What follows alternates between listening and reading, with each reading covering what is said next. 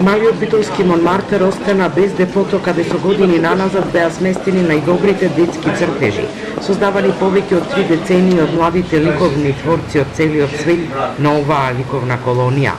Основачот на детското ликовно студио Коста Хаджиантоновски неодамна бил принуден просторот што го користел како депо да го врати на сопственикот.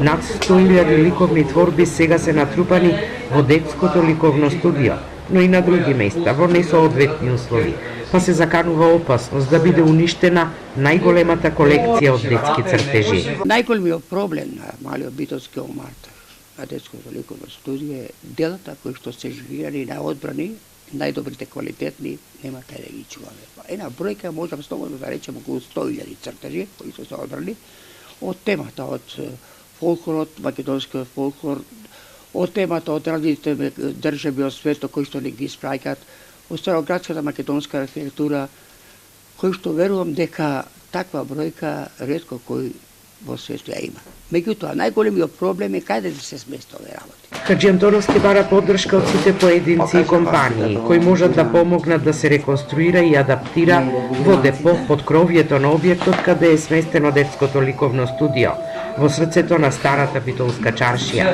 Вели донаторите за возврат ќе добијат од ликовните творби на младите уметници, а размислува и за аукција на делата.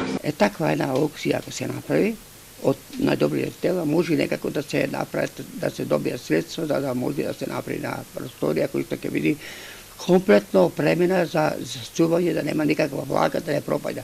Не е само да имаме депо, како што ќе видите сега, како се исцрли на разни места. Сакаме то комплетно да биде спремно.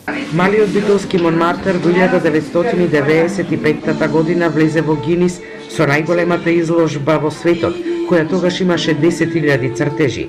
Од почетокот до денес, во детското ликовно студио, членувале 1500 деца од Битола, кои добиле над 2000 награди на ликовни конкурси низ светот, а 25 од нив завршиле ликовна академија.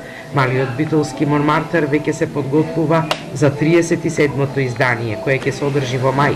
Во меѓувреме се бара начин да се спаси вредната колекција од детски цртежи.